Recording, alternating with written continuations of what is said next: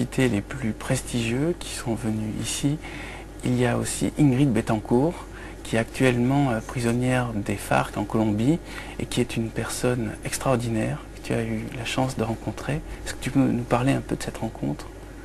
C'est une rencontre, encore une fois, que j'appellerais magique, parce que on s'est rencontrés dans un hall d'hôtel et immédiatement il s'est passé quelque chose entre nous. On a décidé de faire cette émission. Et il y a eu plein d'embûches qui sont arrivées pour nous empêcher de la faire.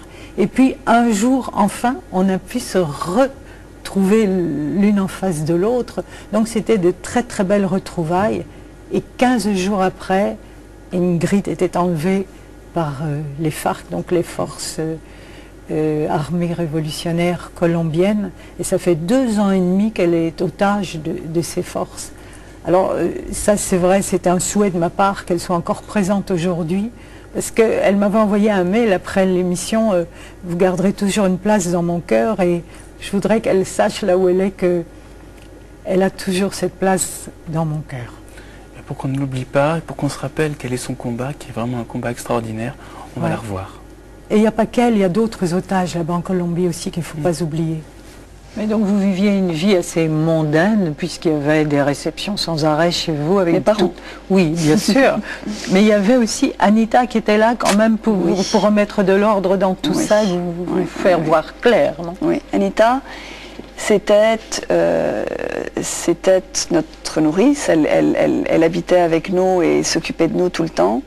Et j'avais avec Anita des dialogues extraordinaires. Pour moi, c'était vraiment...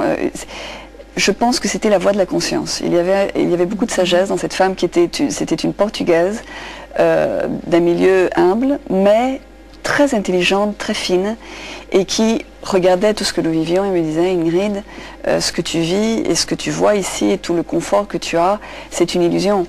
La vie peut te donner des surprises et il faut que tu sois préparé, parce que la vie souvent, elle est facile comme ce que tu vis aujourd'hui, mais elle peut aussi devenir très dure.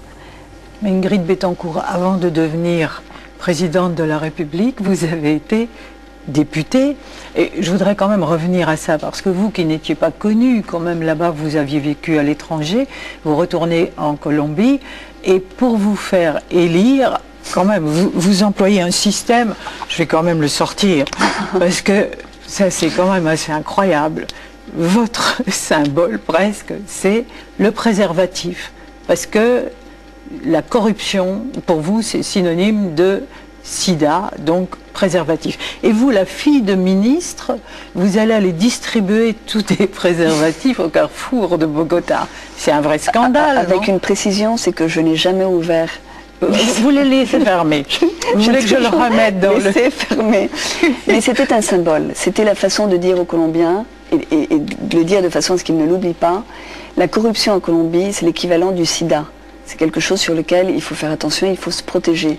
Et la meilleure façon de se protéger, c'est de voter aux élections et de voter pour des personnes honnêtes. Alors je donnais le préservatif et en disant à la personne, j'espère que vous vous souviendrez de moi lors des élections. Et ils se sont souvenus de moi.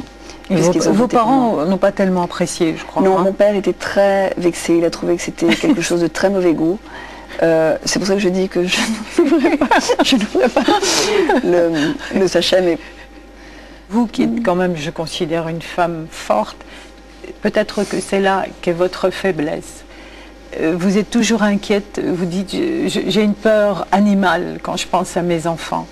Maintenant, ils sont grands. Oui, ils sont grands et surtout... On va les voir plus grands avec vous, là. Ils ont quel âge maintenant? Mélanie a 16 ans, Lorenzo a 13 ans. Oui. Et vous avez dû vous séparer d'eux à plusieurs reprises? Oui, la première fois, Mélanie avait 10 ans et Lorenzo avait 7 ans. Je pense qu'on peut s'accoutumer à tout, sauf à ça. À la séparation, mais aussi aux menaces qui vous sont arrivées les concernant. À la séparation. Les menaces produisent la séparation. Quand les menaces vous touchent, vous, personnellement, vous assumez.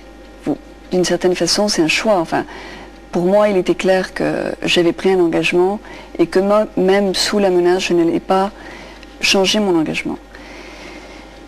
Mais là où ça a été vraiment très très pénible, c'est la décision de me séparer de mes enfants. Et je pense que le temps passe, mes enfants sont grands, ce sont des adolescents, et la douleur est toujours là. La Colombie vit dans un monde de mots qui n'ont plus de sens. Les gens disent beaucoup de choses et plus personne ne les croit. Et j'essaie de donner un sens aux mots, de donner un sens à ce qu'on croit, aux valeurs et aux principes.